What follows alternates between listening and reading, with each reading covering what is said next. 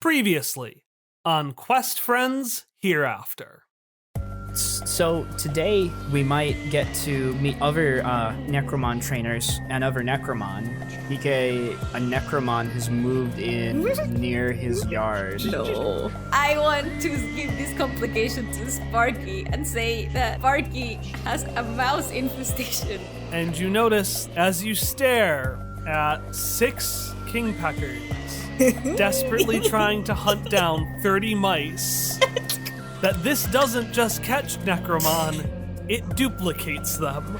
I'm Walnut. I'm raring to beat 2nd place of the 7th grade this year. Yeah, nobody beats Irene. Who is Irene? The unknown, unbeatable trainer, Irene Hawthorne. Greetings.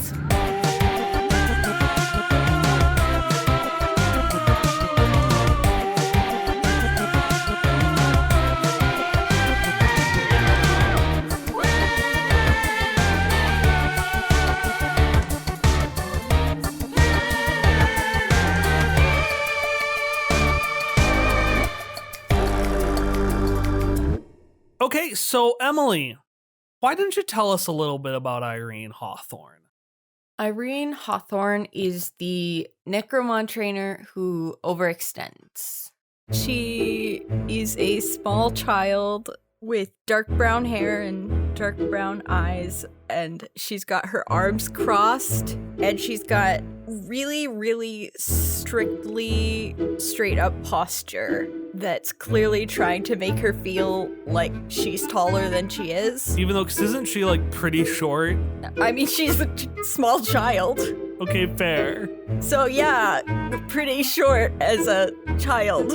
Well, compared to other 7th graders, Well, she skipped a grade, so it's pretty tiny. she's a smaller child than the other small children, in that she is younger and so smaller.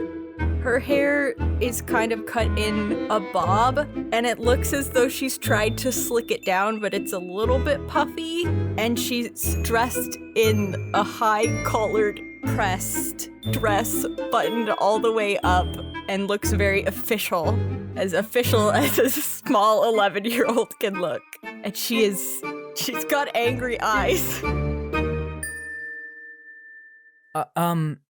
Hi, my name's Hilda, and Hilda will just like do that awkward like sort of wave where you half raise your hand up, but then you abort at the last second and I'm like, no, I've made a mistake. Irene swings one of her hands back over her head and in front of her in a point, and she steps forward. Welcome to your doom. It's very nice to meet you. I hope we have a good duel. I'm going to crush you. I'm going to eat you alive and spit you out. You got it, Hilda! And Hilda is going to like puff up her chest a little bit and just like try to stand up straight, awkwardly take Booker out of the backpack again, hold him forward like he's Simba in The Lion King once more, and just say, well, you haven't faced a bond as true as ours. Go, Booker! And Hilda's gonna like hold Booker out until he like opens up 6 out of his little legs and then set him down on the ground gently, and then try to strike an awkward heroic pose. His little eye stalks poke really far up, and then they kind of go back down a little bit into his little bookshell, and then he like shakes off a little bit and puffs out just like Hilda. He's looking real heroic too. Ooh, that looks so cool, Booker. Yes. Cool. Doing it.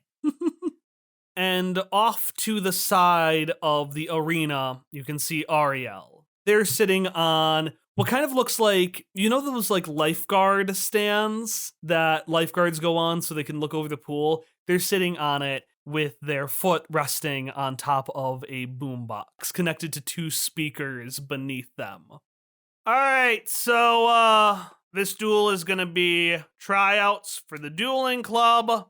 That thing. And they point to the school-aid man who gives a thumbs up. Will be determining whether or not you get in, except for Irene, who's already in. And they roll their eyes real hard at that. Yes, I am. Thank you. Anyways, not only is this going to determine whether or not you get in, but we're going to use this to determine your Necromon's number of res points. Again, res points is essentially the number that we use to determine how many hits your Necromon can take until it actually gets damaged. So don't, and they shoot daggers at Irene. She does it back. Just don't. Hilda glances over at the child being carted away on a stretcher. You won't be grievously injured. You're right, I won't, because I'm going to win. Irene doesn't like that. So yeah, typical rules. Don't go too hard. Stay within the battlefield. And they point to the blue barrier surrounding it. And, yeah. And they take one of their legs, which had been crossed over the other one, and just kick the boombox to life. And this really exciting, peppy battle music starts. Let's, have a Necromon duel. So, the way Under the Neighborhood is written isn't really designed for Necromon dueling. We have a Mon playbook, but because it's only one of our 8 playbooks, we don't have a whole lot of specific rules designed around that. So for Necromon battles, we're actually going to be using a modified rule set from the game Animon Story by Zach Barrow. I wrote Necromon Story in my notes, so I need to change that. Well, you made this, I made this. The way Animon Story works, in our regular system, you would roll 2 dice, do the highest result. In Animon Story, your stats instead determine how many dice you roll. And if you roll a 4 or above, that counts as a success. Whoever has more successes wins. In a Necromon battle, you can have up to 6 Necromon, and you can have up to 3 on the field at a time. This doesn't really affect Hilda that much, because she's got the 1, but for duelists you might go against, such as potentially Irene, that might be something that they do. Your goal is to get all of the resurrection points, or res points, of your opponent's Necromon down to 0. Additionally, we have a critical gauge. Anytime you roll a 6 or a Necromon gets knocked out, the critical gauge fills by 1. So our critical gauge right now is 8. That's the real fast version. Again, we'll go over specific rules as they come up, but tell me how your Mons get on the field. Well, as I mentioned before, Booker was just held there until his legs came out and then just set gently down on the field to begin posing heroically. Yeah, so he's been just sitting there posing all along. He doesn't look that much different. There's a little bit of blue. You can see the blue light that's surrounding the arena. Seems to almost surround him. Just a vibing little crab. Yeah, like a vibing little crab. It's surrounding this vibing little book crab. It just looks like a little rave, man. Not a whole lot of light, but like, he's into it. It's fun. Like, it's a good time. It's a good time. What could possibly go wrong? Oh, Irene, there are your Necromon. So the ground starts rumbling, and then something starts to poke up out of the ground, and it's all these little tiny mushrooms. And then from under those mushrooms comes a hat, a like really, really wide-brimmed, flat-top hat. And then this creature, like a combination of a mandrake root and the radish spirit from Spirited Away, crawls up out of the ground, and when it stands, the footsteps make things just rumble a little bit all around. Liam! And then the other Necromon is actually 3 smaller ones. They're moss balls the size of a couple of fists together each. They're just moss balls.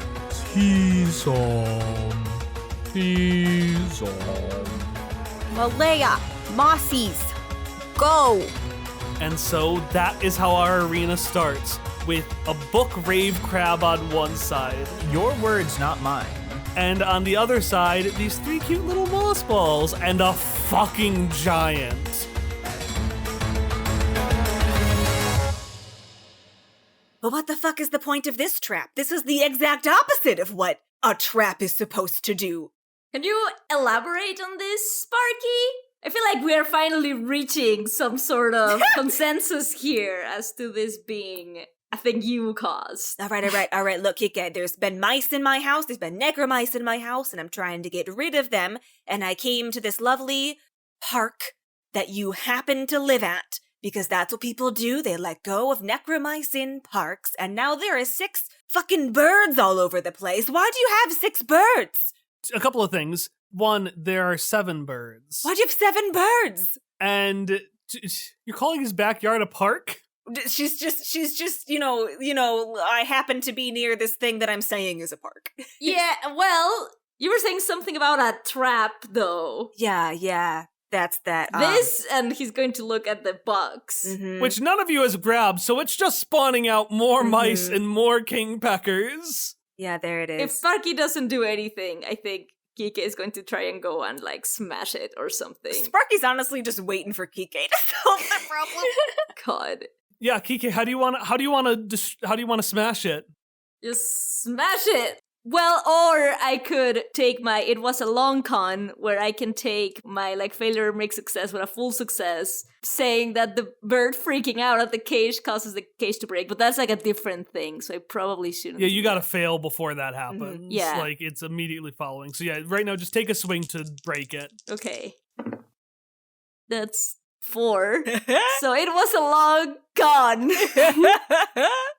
So you smash your hand into it, and your arm Oh no. is now stuck in the thing as well. I can't have more Quiques. Does my arm replicate as well? Don't do this to me. Or is it just for Necromon? Well, you know, Necromon, they're soul monsters that can create projections of their bodies. You can't do the latter, but you are a soul creature. Because can I say it was a long con, and my arm replicating leads to this either destroying the box or grabbing all of the mice and tossing them away.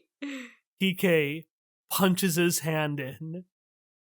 Dun, dun, dun, dun, dun, dun, dun. All I can think of is like a little army waltz as climbing out of this box with confidence and poise. You just see row after row of It's like the Fantasia. Aurelio Enrique Oeso Kanakas Oh, God. marching out of the box. Oh my god, it's the entire thing? I thought it was just going to be the arm, not No, the it's all entire... these little Quiques. And they stand up 2 purple Quiques. and they look at you and they salute and say, "What do you need, sir?" Well, this is awkward. Probably all of them are going to say that at the same time. Yeah, this is awkward. This is awkward, isn't it? Yeah, it's kind of awkward. It's a little weird, yeah. Are we alive? That's not important. The important thing is you are in here for a purpose and a purpose only. Actually, no, 2 purposes. No, 3 purposes, excuse me. One of them is destroy this box. The other one is catch these mice. The third one is grab these birds and that person and lead her away from my house. We are on it, sir. So who wants to take the? Well, I would like to. I'd like to get Sparky out of here. Well, I want to get Sparky out of here too. No, we really all do kind of want to get Sparky out of here, don't we? Maybe we should start with that. While this conversation is happening, and before they can do anything, Sparky's gonna, flop down her little notebook against her leg and go, "Do you think this is the first time I've heard a whole crowd of people say we don't want Sparky here? I get it. You're intimidated by my presence. I can see myself out, and I will let you handle We're this not intimidated. problem. No, it's okay. You don't have to. Yeah, no, I was gonna say You that. don't have to Yeah, lie. I will just. And she's walking backwards. The fence itself is blocked, but she's trying to find any other way out. You back up and you just hear the because some of the hammering has been going on that none of you have addressed. And suddenly just another part of the wall gets destroyed by a toucan. And you just walk out of the hole that was recently destroyed. Hey, Quique, it was great to catch up with, all of you. I'd love to know how this turns out. So, if you wanna drop by for an interview sometime. You have to own for this mess that you have caused, Sparky. You cannot just You can't expect. live on those terms. I'm not gonna clean this up. I mean, we are gonna clean this up. Like that's. Well, I mean, no, we have to clean this up, man. Like this is not staying Well, like yeah, this. but, like, maybe you know, maybe it's- that could be your fourth purpose is to build more stuff for this wall. Like we sort of know how to do this stuff. But it's always the hardware store is always so expensive. Yeah, it's true, but it's more expensive to have this wall open, you know? That's a good point. Sparky could get. Anyways, why am I discussing things with myself in this manner? I've never thought my thoughts would be this I don't know. open to the public. Hey, guys! Hey, Quiques! You can see one of them is like had walked over and had scooped up some mice. We have a problem? And all the other Quiques are like, what? The problem? We have a problem. Sparky's leaving. The problem's gone. We can pick it up. And the Quique, terrified, points out. And you notice that the cars had gotten silent. Oh no. And outside, you see the streets covered in necromice Oh my god. and toucans sweeping to catch them. Now, the first thing we're going to do is we've got to figure out who goes first. So for each necromon, roll initiative. Getting the big boy dice out for this, my big specialty. I'm so concerned with how many dice I heard right there. Well, I have 8 initiative with my big boy stats. Like it was right up to the mic, but it was still like Initiative. I rolled 8d6 Jesus just now. There is no way I am getting, like, there's no way either of them are going first. Here's the thing. There's at least a chance, but I did actually roll quite well. I have 5 successes and 2 of them were 6s. How about you, Emily? I got 2 successes for Malay and 1 success for Mossies. Any 6s? No. So everything starts, and over this somehow very loud boombox, you almost see Booker respond before you hear Ariel's muffled voice say, "All right, start!" And what does Booker do? Rickle! I want Booker to zoom around behind Malaya and try to, like, just do a end-over-end tackle, like, curling up into a book and just smacking into the back of Malaya's head. Fucking incredible. Let's talk about attacks for a second. We have one of 4 stats with which we can attack. We can attack with heart, which is when you put yourself in harm's way or when you're overwhelmed or outnumbered. Books, when you use precision or you attack from a secure position, like from a distance. Fierce, a short-range attack with a clear shot, which you might think what this is, but I actually think it's slick. When you move in to close the distance or attack stealthily. And the reason I think it's slick is because you intentionally are trying to do like a backstab on Malaya. Teleports behind you. Yeah, you're trying to be tricky about it. Okay. So you will roll based on your number of dice. You can get additional dice based on a signature attack, which is a special attack you can do, or a quality, which is something your Necromon has. So Tom, what is Booker's quality? My quality currently is hardcover. And you sure are fucking smacking that thing with your hardcover, so Tom will get an extra die for that. Okay. Malaya, in the meantime, gets to dodge based on a dodge score. So what is Malaya's quality? Natural armor. So Malaya's basically always going to get this unless someone does a mind attack. And I don't think Booker has that. Not yet, anyway. So if my dodge is 3, then I would roll 4. Exactly. And then we just compare. Yep. I have 3 successes and 1 6. 2 successes, no 6s. Oh, I'm gonna get slaughtered. Okay, how much damage do you do? We'll get to that in a second. So there's something I haven't told you all about Necromon. The world we live in is comprised of layers. We don't just have the worlds of the living and the dead, the here and the hereafter. We have so many other layers of existence beneath that. Most Necromon, which are called basic Necromon, come from higher layers. They're strange and mysterious, but not that far from what we know. But there are other things stranger and more powerful that come from someplace far deeper. Before anyone can even register what happens, the blue light on Booker lights up, and this small book shoots across the stage, seemingly almost teleporting behind Malaya.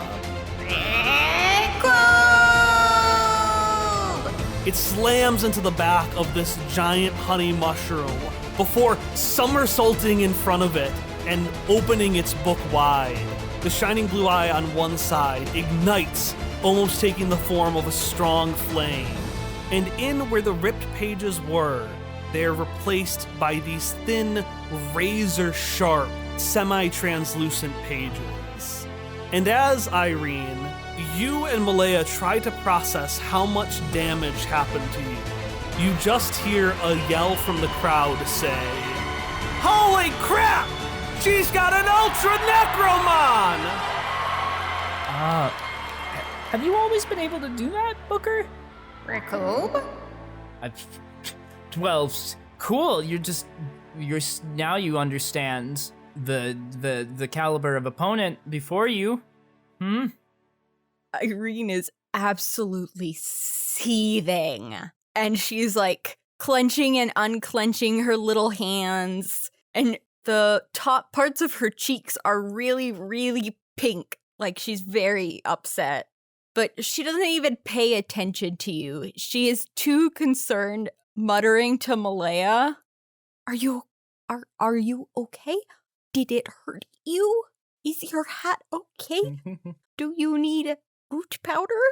Well, let's find out, because the way damage is calculated, you take whatever someone's damage score is and the difference between your rolls. So, Tom, how much damage does Booker do? Booker's damage is 10, and then I rolled 3 successes, so 13. Well, 13 minus whatever successes. Yeah, and Emily rolled 2, so the difference between the two of you was 1. So Malaya takes 11 points of damage. So yes, Malaya is going to need some root powder later. Well, again, this isn't like serious pain. It's more like an athlete extending themselves more than they normally would. Do you think Irene cares? How many rest points does Malaya have? Malaya has 14. 14 resurrection points? Yeah. Like total or after this? No, total. Oh, fuck. Well, it's not time for Malaya's root powder yet, because it's time for Malaya to act. Do you want to leave, Malaya? Liam! Liam! I assume Malaya wants blood. Then turn him to mush. And she swings her arm all the way behind her, up over her head, and steps 1 foot forward. So in the most dramatic point possible, she points at Booker. And I'm using Malaya's signature attack. So the way a signature attack works, it's similar to Equality. It gives you +1 on your roll. I'm pretty sure because Booker is Ultra, he gets +2. And then it has an attribute. So what is the effect of turn them to mush? This is a heavy strike. So when it successfully hits, the signature attack does extra damage equal to 1 plus the rank, which is That would be 2 total, 2. because the Yeah, rank is 1. because we're rank 1. Yeah. What is Malaya doing? How is Malaya doing this attack? So Malaya's attack, turn them to mush, is achieved when Malaya runs at the other Necromon, jumps into the air, and belly flops on top of them. All right, so that's a fierce attack, through and Yes. through.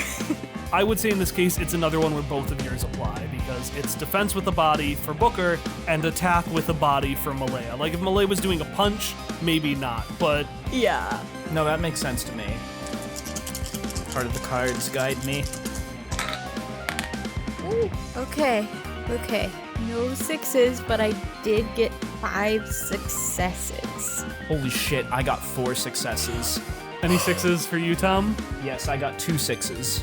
The gauge is 5 out of 8, and Booker has just been fucking belly flopped by a giant honey mushroom. How much damage does he take? So the damage Malaya does is 8. +2 for the strike. plus 1 difference is 11. Yeah, that was like half Booker's health. Jesus Christ. Just about. Jesus. You better believe the kids are oohing and awing in response. Even Ariel, one of their eyebrows just raises a little bit in intrigue. The School-Aid Man is jiving. The School-Aid Man is always happy to be here. These are some heavy hitters we have out right now. How are you two responding to this? Well, Booker, one of his little eye stalks pokes up before the other one, and he's just like a little bit crooked for a second. Rickle. Oh my gosh, Booker, are you okay? Rickle. He looks a little embarrassed. Hey, hang in there. We've still got this. Rickle! And he pops back up, and he's ready to go. the little ghostly power light like faded a little bit as Booker got shy before shooting out again. Ariel puts on sunglasses. Oh, I love it. Irene made a little grabby hand at Malaya once he'd attacked, and then she pets his giant arm. You did well, my mushy. Oh, I love it. It's on to the Mossies. What do the Mossies do? These little tiny moss balls that are like the size of if Malaya had fingers, Malaya's fingers.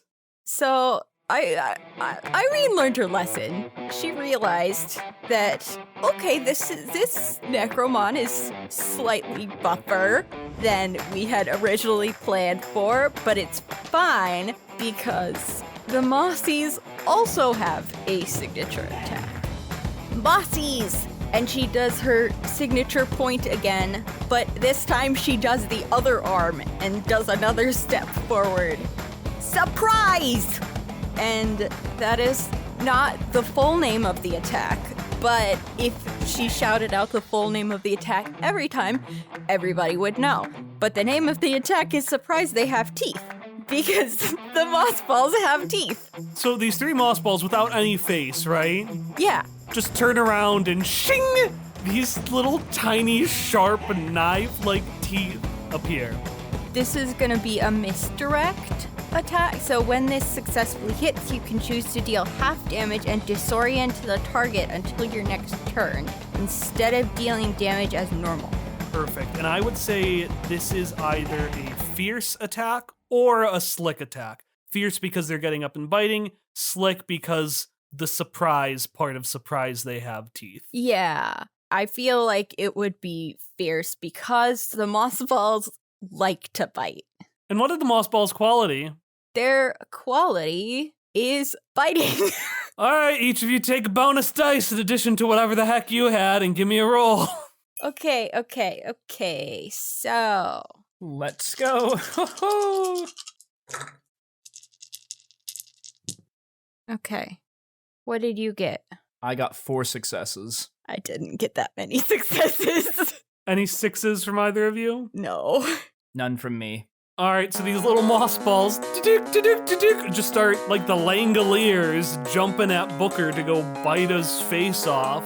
How does Booker deflect this using his hardcover? I think Booker is mostly just trying to, after shaking off being dazed from just getting slammed down, Booker is, trying to dodge and weave through them, but, some of them grab on anyway and are just trying to, into the cover and just get shaken off or just, poked away with his little paper legs. Booker is mildly annoyed. As, the 3 of them are, closing in from all sides, just He's not concerned. He's not uncomfortable. He's just annoyed.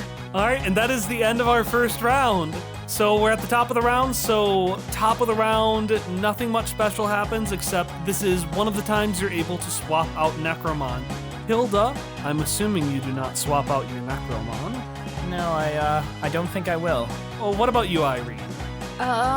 When you say swap out, So you can have up to 3 on the field at a time. So you can take. so I can just bring out another one, correct? Yes. Okay, I would like to do that thing. Pokio, go! And this is Irene's 3rd Necromon.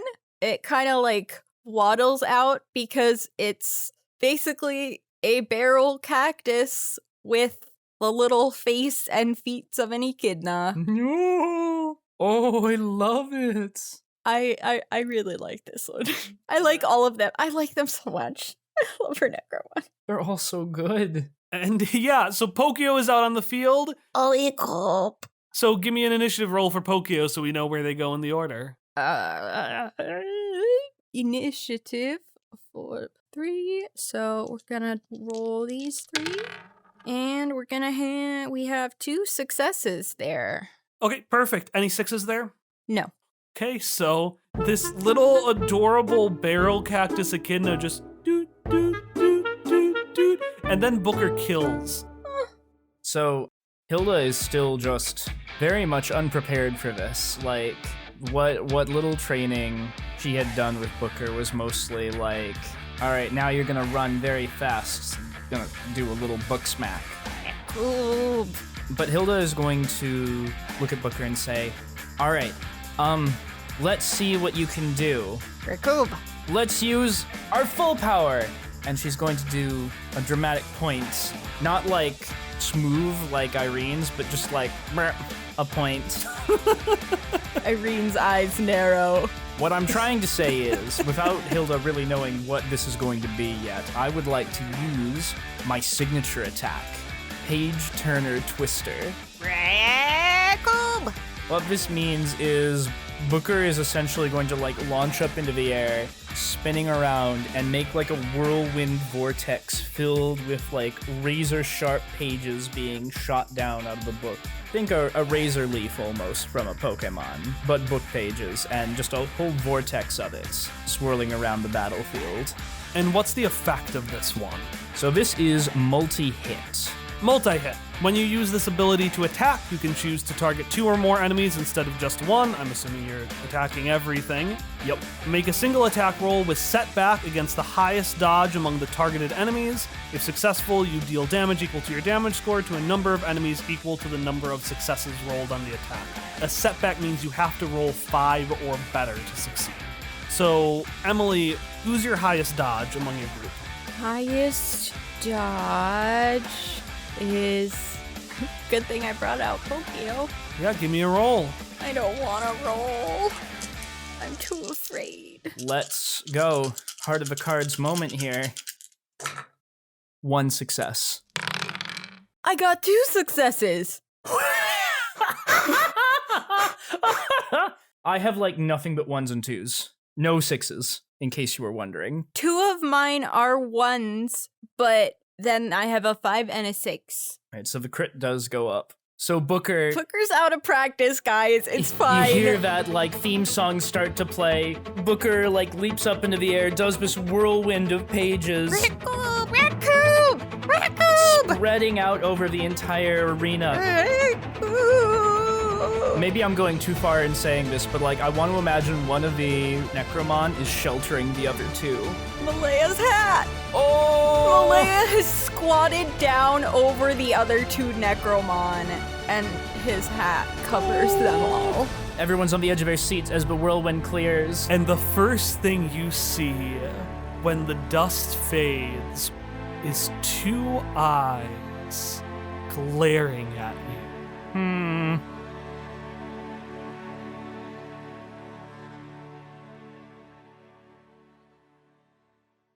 Greetings and hello to the late night announcement break. I'm Kyle, coming to you live from 12:31 a.m. my time. Today, we have announcements for you. Specifically, today's the promo day, today's the ad day. We are now 3 episodes into Hereafter, and I really hope you're enjoying our Ghost and Ghouls theme story. And now that you've been here for a couple of episodes and we've grabbed your attention, now's the time for promotion. Now's the time to ask for money. Specifically today, I want to talk about our Patreon. Patreon.com/questfriends. If you're the kind of person who wants more content, more stuff in the vein of what we do here on this podcast, over at Patreon, not only do we have additional short stories each month, we also have video outtakes, and there are actually many outtakes that we don't put in the show itself because the visual component is so important to it. But maybe your focus is more on doing stuff for your own game. You really focus on the role-playing aspect. Well, not only do we have my GM notes for each adventure there, but monthly we release additional Under the Neighborhood content. This may be new mechanics, this may be new character options, this may be new worlds to play in. Things that you can do in your own game at home. But we've got more stuff than just that. We've got chat logs from our Zoom chat during the sessions. We've got quarterly Quest Friends prints. There's a lot of stuff that if you go over to that page, you can all see separated out by tier. If you join now, you'll be able to add to our new and burgeoning Patreon Discord community. This is a Patreon-only Discord where fans can discuss the show, discuss their own games. It's loosey-goosey. We're trying to figure out what we want to make of it.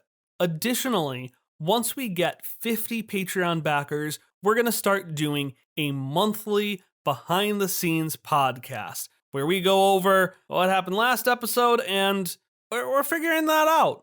We know we want it to be casual. We know we want it to be a fun, kind of talky time, but if you get in with those 50 subscribers and get in at the ground level, you can help us determine what exactly that fun additional podcast will be like. But I don't just want to come here and say, hey, we have all these great things, but you have to pay us money to see it. So if you'd like a preview of the kind of stuff we have over on our Patreon, you can check the description where down there I have a link to a Google Doc showing you basically a free sample of every single perk that we could. So either check the link below or just go to patreon.com/questfriends and scroll through the posts to see the kind of stuff we have to offer. And if you are interested in that stuff and you have the money to spend, we really love if you could join our Patreon community. All right, the self-promo is done.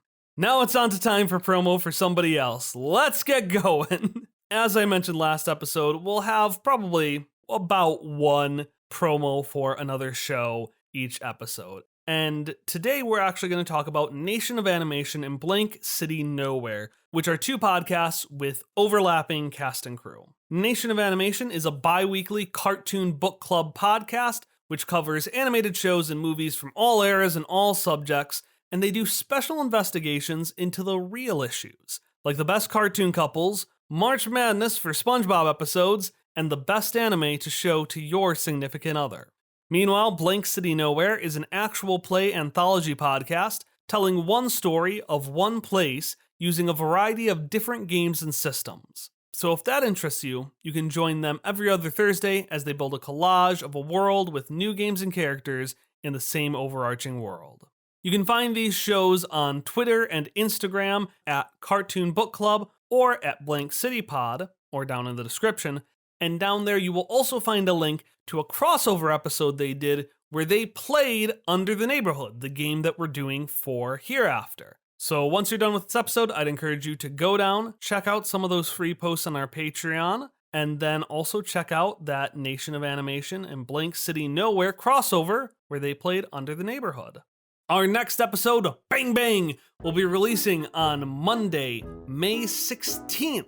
But if you'd like additional stories, podcasts, or behind-the-scenes videos, you can find them at where else but patreon.com/questfriends. I do hope that I will see you there.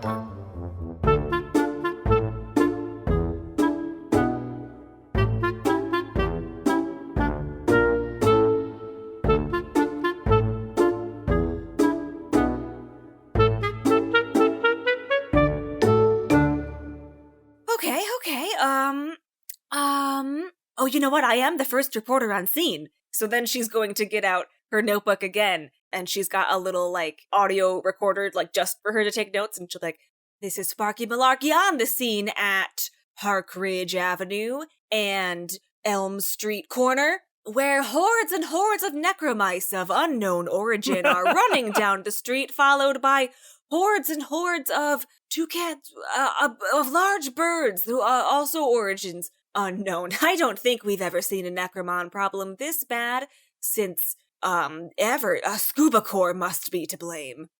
this is probably That isn't helping Sparky. That isn't helping, Sparky.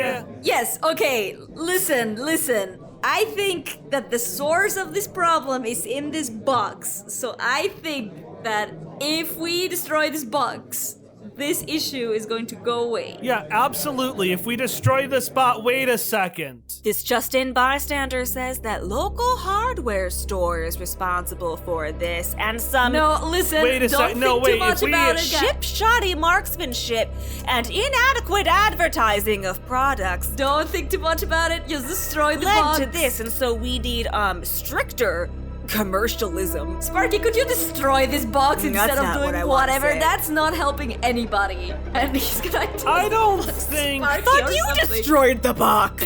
I tried, and now there's a bunch of different me's around, and now at first I wanted that, but now I think that this is even more a big complication. And as you say that, the Kikes are gone. What? Where are they gone? You see a horde of Kikes holding onto the box, running down the street. No! Why are they running with the box? So they don't cease to exist. What the fuck? They're trying to save their lives. Oh my god. Oh no. All right, we're gonna do a confrontation. So again, a confrontation is essentially what happens when we have an extended sort of conflict. It could be anything from a chase to a duel to anything like that.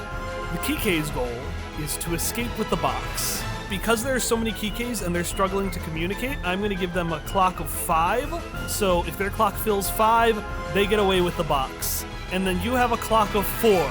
So your goal is to, unless you have a different goal, but I figure your goal is to destroy and or catch the box. No, we're gonna get this box. Oh, so now you're on the same team, Sparky. Well, she I thought was you just wanted going to be. As you argue, one of their clocks fills.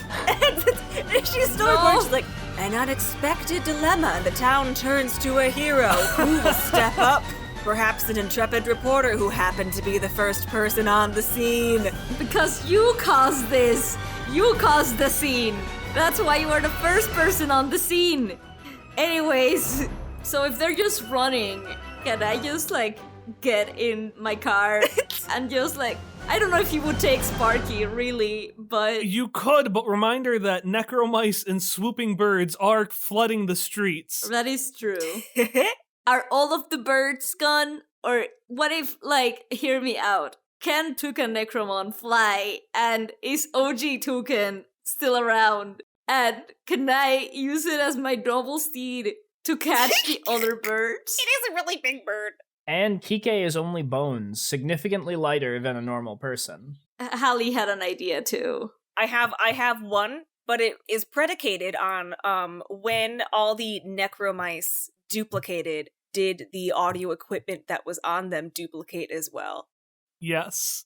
I would like to cause an audio interference, which I assume that I can do. I don't Yeah, So so feedback the entire town. my little recorder. Well, no, just on the entire town's gonna be run over by But the mice. mice are everywhere now. No, I'm gonna No, I want you to do it. I'm just okay. emphasizing the cataclysm you're about to unleash upon the town. Yeah, it happens. okay, yeah, no, both of you do that. So, Kike, I am going to say, because I don't want you to convince the bird again. The bird is your friend. Toucan's your friend. Yeah. And he knows that. So I want you to roll to take action to swoop onto Toucan and fly through the air, while Sparky, you are going to roll to touch the other side, which is something, a book's roll we do for something that is either from the other world, so if you're interacting with something from the hereafter, or something from your world that is beyond your knowledge, which... However, Sparky has an ability called Shoot First, Ask Questions Later, which means that I can use Fierce for Touch the Other Side or Understand instead of books. So I get a +2. All right, so how are you using Fierce instead? Are you just slamming the buttons, or? Oh, for sure. The best way to get janky audio equipment that's very old to work is just by hitting it repeatedly. Everybody knows this. All right, We all know this. each of you give me a roll. Okay. Fuck! So 10. 7. Hey, it's a mixed success. Hey, look at that. Hey. So because of Quique's success, your clock fills by 1, so you're 2 out of 4 filled. Well, so Quique's filled by 1, and then Sparky's filled by 1 as well, but mixed success filled both. So right now you're 2 out of 4 filled, and they're 2 out of 5 filled. Okay. So let's start with Quique. Quique, describe how you and Toucan, the kingpecker that looks nothing like a toucan, Yeah. race in the sky to catch the other Quiques. They just I feel like they lock eyes and they kind of have this mutual understanding like, oh, so many of us around is going to be a problem. And so Toucan is going to start running while Quique is just jumping to mount the bird as it's starting to fly in this majestic maneuver that cannot be replicated even if Quique tried. It's one of those accidental things that worked really well somehow. Well, it's because Toucan, the kingpecker, remembered the way in which you caught the ship in the bottle, and it catches you the same way. Yes! Oh my god. They have such a beautiful relationship. I'm invested. We're really tying it all together here. He's going to oh, thank you, old pal, or something like that, even though he just met him that same day. Old friend. What the fuck is this? I don't know, I guess he has a Necromon friend now. I know I didn't have this half of the session planned, but what the fuck is happening? I don't know, but Quique has his noble steed now. Anyways, you race down the street towards the other Quiques. As you do, Sparky, you're pressing every button you can, and suddenly, boom, this pulse spreads out across the entire town. All the Quiques up front are like, ow, ow, what, why? Unfortunately, you are also a Quique, so you're also disoriented by that sound. And some of the Quiques break off, and you can see they turn right and start racing towards the school. In the gymnasium, the lights flicker and the boombox fades a little bit. You should give up. You're clearly outmatched, even if your Necromon is powerful. Well, are you okay, Booker? You still good? Now that the spin, Booker got dizzy. He hasn't practiced this, at least not in a while. And so he's just flat out Book with his little eyes a little bit droopy, like he's just gotta take a second. Record. That's you wish. I've got too much riding on this battle to just give up. It's just like the aggressive bandit says, you never know how a duel will turn out until the very end. I live by those words every day, but I also know that I'm the best. Pokio, barreling in. The signature attack for Pokio is Energy Drain. When you deal damage with this attack, you also regain res points equals to the level of the target. Pokio's quality is healing, so the idea was that they would go in and could help out the other Necromon with their attack. How's it do the drain? How's it do the drain and convert it? Like, what's the setup we've got here? Do we have, this Malaya just riding on top of Pokio? Or... No, it's a cactus. Malaya's tough. I was picturing kind of I don't want it to be creepy blood draining, and so I thought more of an energy pulling. The spine sort of pulling out the energy a little bit. What if it's not blood, but just moisture? Ooh, that's fun. From a book! Yes, just drying out this book. And Booker really has it around it, but all of these Mon in this arena have that kind of bluish aura around them, so we can just say that we're pulling some of that. I mean, that is what's happening, isn't it? Because no one's actually, getting hurt. It's just a shield around everybody. Exactly. What I pictured was electricity jumping from one thing to another, like little lightning or shocks and stuff, I like that. but around the little spines. So you're saying this is a little static cactus echidna? Yeah, they charge up their little spines and get all the energy and then just waddle over to whichever Necromon needs healing. Scuffling their feet around on the floor to build up static. Alright. Yeah, you can see almost the energy around Pokio the aura starting to do that static already, and give me a roll.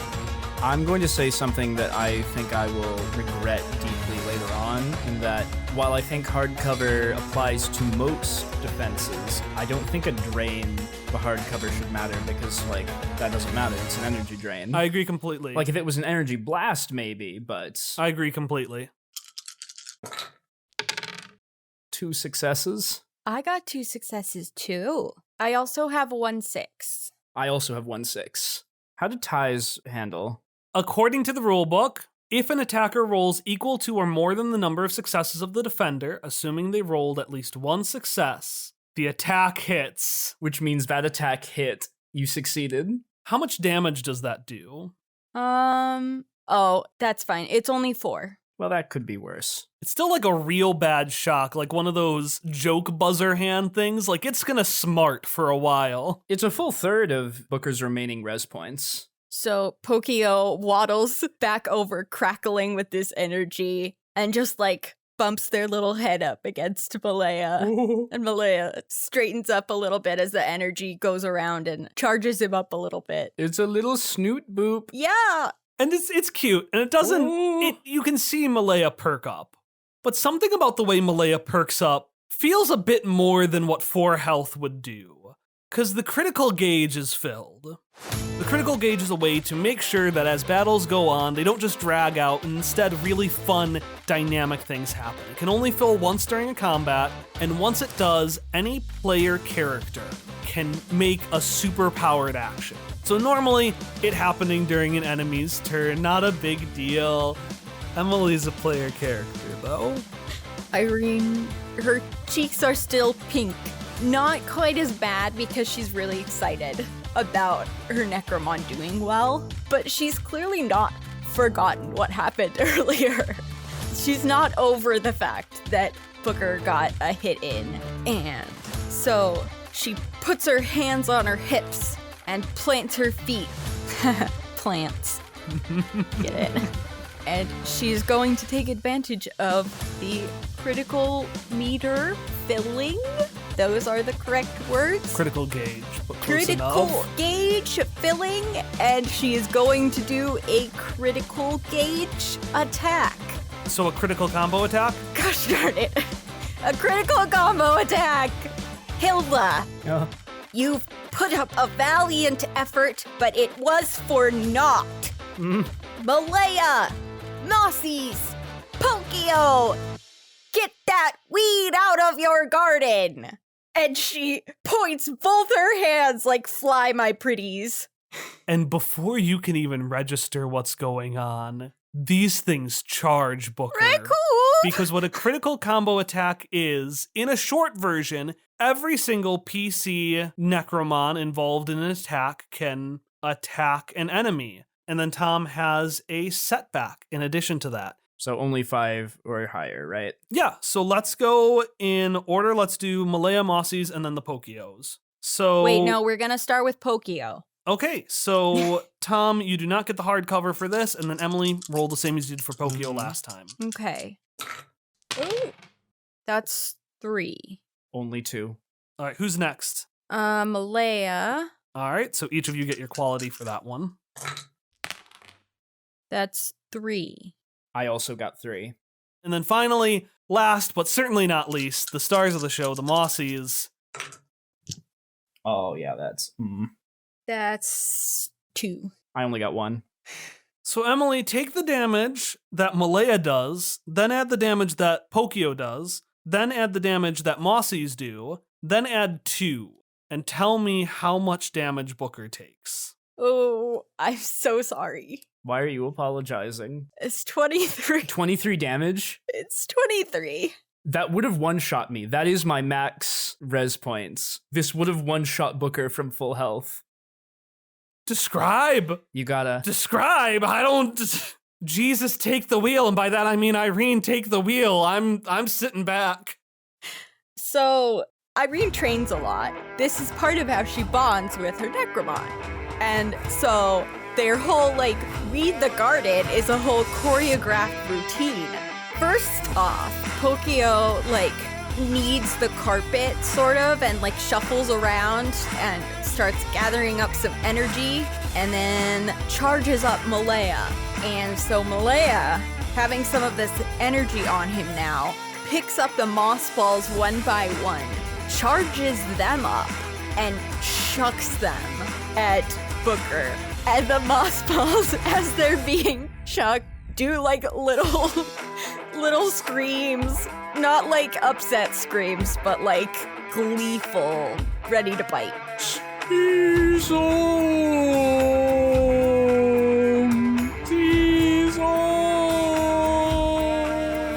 And from this flurry of attacks, as like, I don't know if this is an actual effect, but like maybe the blue barrier shatters or whatever to signify the Pokemon is out, Booker flies back into Hilda, who's just poof, knocked off the arena into like one of those foam mats along the edge of the gym wall, and then plops down onto the mats on the floor. Babka Anya's revised book of practical jokes and clownery is just lying there next to Hilda, splayed out spread eagle on the floor, and she just like pats the cover a little bit and says, "Hey, you did good." So what are you gonna do, Quique or Sparky? But Sparky is like 2 blocks away now.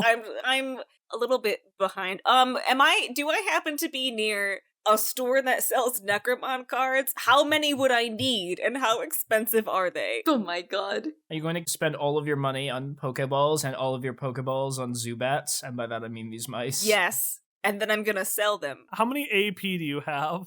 None.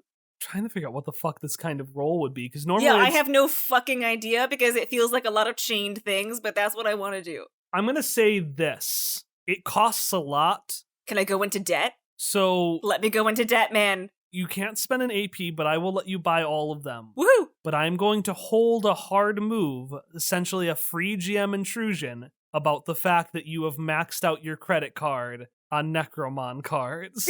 Yeah, that's fine. I accept that. All right, yeah, you walk in. Oh, hey, you were here earlier to buy the thing that worked really well, yeah. Give me all of your Necro cards, or I will write a scathing expose of this store on my blog. I'll do it, kid. Sparky Malarkey doesn't joke. I make eyes at this man. I do the, 2 fingers from my eyes to his eyes thing. And because you went into debt for that, because it didn't feel right to roll, I will count that as a full success. Yes! You are 3/4 of the way filled. Sparky, you are taking these cards and just throwing them at all I'm the just throwing mon. cards. I'm just throwing cards set Okaiba style at all these fucking mice. I'm gonna Actually, so much mice. roll me a 1d100. A 1d100? Yeah. Do. 49. All right, I was going to do the top half, so you collect 51 Woohoo! mice. Oh my god. That's the over number half. of original Pokemon of the top, almost 151. Yeah, let's up it. You have 151. I have 151 Necromice! Oh my god, I'm so weirdly happy about that. Look at things working out. Meanwhile, Quique, I have all these mice now. you hear Quique say, "You'll never catch us alive! A dead! You'll never catch us a dead! Ha! That's a joke you wouldn't make, but we can make, because we're alive and thriving and we can make humor and jokes!" The clones are diverging too much. I really like this. I really like this. Please tell me I'm not really like this. Toucan. Anyways, I guess I'll have to deal with this later. Maybe Ariel is right. Maybe I am not a cool uncle. Oh my god! I'll deal with this. I'll deal with this later. I'll deal with the existential crisis later. Anyways, Kike's eyes on the prize, still going for the box. Like, So you're gonna swoop down to catch it? yeah. Roll me to keep your cool. Okay, let's go. Let's see. Keep your cool. That's slick, right? Yeah. What is this? Ooh, that's 13? Yeah, because I have +2 slick.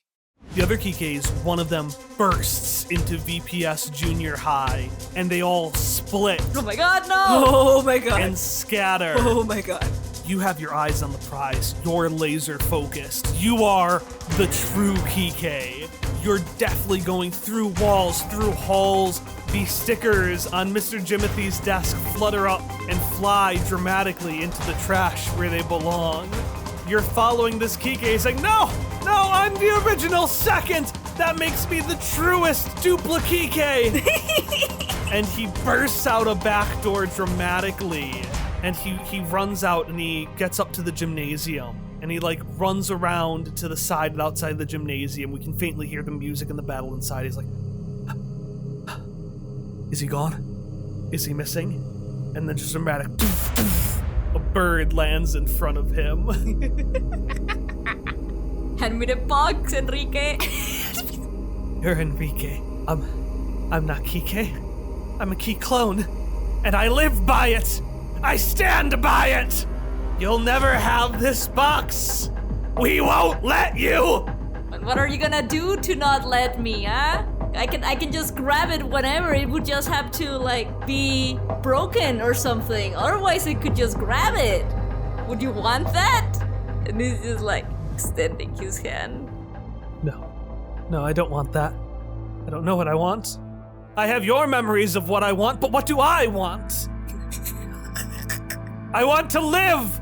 I want to laugh. I want to love my family, the world. Well, there can only be one of us. And I am sorry that it can't be you. I really am. Because I think that you also would benefit from having your own life. But what if I make you the promise to, because you are me, live my not life, even to the fullest now? It'll keep making more, won't it? There'll be too many of me.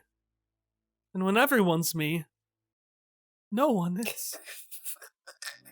You promise? Listen, I promise that I will do all of those things you want to do and more. And he's going to extend his hand to make a big promise to live his life even more to the fullest for all the Quiques. I'm sorry, I feel like this is It's a big Quique promise. This has gotten out of hand. Why have you done this? This is extremely derailed. I don't know how to back up. We can't. It's too late. It's too late. It's too fucking late. The other Quique reaches his hand out, but before giving you the pinky, clenches his fist and says, "You'll even do the streak of hair dye that Ariel asked for, even though we don't have hair?" Yeah, I'll even do that. And you feel resting on your pinky, not another pinky, but a box. Oh, I really am sorry that you couldn't live more, but I will live more for you. Don't worry, Quique. We both know it was Sparky's fault anyway. And he fades away as Sparky notices all of her necro cards. Yes. Except for one. Fuck. Containing a single necro mouse. God damn it. Go blank again. I was gonna sell them. Oh, I can't sell blank Necromon cards. Maybe I could. There's a tournament coming up. God damn it. I have one Necromouse. I wrote that on my character sheet too. It was like, you have so many mice. And now I have one. I have one mouse and it's Pepito. I have Pepito. Great. Meanwhile, Hilda, as you kind of gain your bearings, you notice that the kids are silent. Some stare at you. Walnut especially is just eyes wide staring. Some stare at the stage. You can see Freddy in the bleachers is just sitting there, almost like processing what happened. And then his large square head does a big turn. And he says to no one in particular, "That was so cool!" And all the kids just start screaming in excitement. They're like, "Oh man, what's an Ultra Necromon? My Necromon's an Ultra Necromon. No, it isn't an Ultra Necromon. It's just a Necromouse." And they're just, "Did you see what it did? Oh, there was that big vortex, but then none of them were affected." And then they did like the weed thing, and they're all just shouting excited. And Ariel reaches into this bag that they've had at their side, and they just kind of half-heartedly throw celebration confetti onto the field. Not for Irene's victory or for you winning, but in response to the School-Aid Man. The School-Aid Man is like doing the double thumbs up thing, just dance it to the back, dance it to one side, dance it to the other, and when you get up, the School-Aid Man like looks to you and like does a double thumbs up to like solidify, yeah, you got in. Hilda is just going to like, before actually getting off the floor, just do a little woo, squeal and arm shake. Racoob! Racoob! Booker is excited for her. Booker, we did it! Racoob! And Hilda will scoop up Booker, reclimb the steps onto the arena and say, yeah, that was really awesome, Irene. I was definitely not prepared for how cool your Necromon were. True. Now that it's over, Irene is gonna walk over to her Necromon, and as she gets closer, they kind of shrink down a little bit, and she scoops up the mossies and puts 2 of them in one pocket and the 3rd one in the other pocket. She sets Malaya on her shoulder, and she sticks Pokio on her other shoulder. I guess I'll see you around the club? If you're going to be a part of the club, then you need to get better at things. Yeah. I noticed that you also didn't... You don't have cards. Well, I have cards, but I only have Booker, and he doesn't like cards, so I... Nobody does that except me. And now me too? Fine. And then she swings her arm back, and she swings it up over her head, and she swings it forward and points her finger like probably a centimeter from your nose. You're my rival now.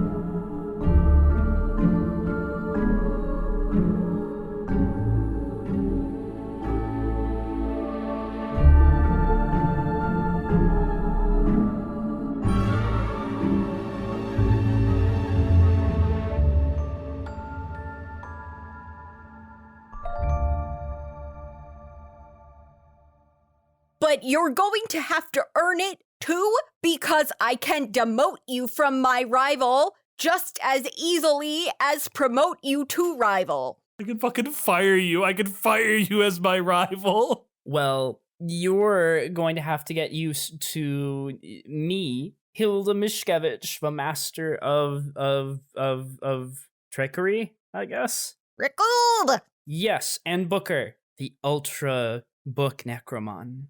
Go train, and then face me again and get beaten again. And then go train more, and then face me again and get beaten. And then the only other thing, which I'm going to cut entirely, because I was going to end with Walnut, Freddy, and Hilda walking off as Quique does whatever he does. And again, I'm going to cut this, but I was going to have the School-Aid Man. I was going to have underneath his bandit mask, one of the eyes start to whir to reveal that it was yet another Scuba Core camera secretly watching Hilda. Scuba Core is invaded the School-Aid band. Is nothing sacred? Come on, man. Well, they haven't now. That has been stripped from the canon. Good. God will forgive you this time. I was gonna have her say her last name, but then I couldn't remember if Irene had heard it. I think I only said it right there at the end. Yeah, I think Ariel calls for Hilda Miskevich. Gotcha. Because it's all right with you, Tom. I'm probably going to have the school or official things butcher Miskevich, but then do Miskevich like Yeah, that's fine. normally. Like, I butchered it for 27 and a half years of my life. Either because I was just not able to understand, or no one cared enough to correct me. And you feel resting on your pinky, not another pinky, but a box. Oh. Which is immediately too heavy for it, and it just falls down and breaks on the ground. Oh.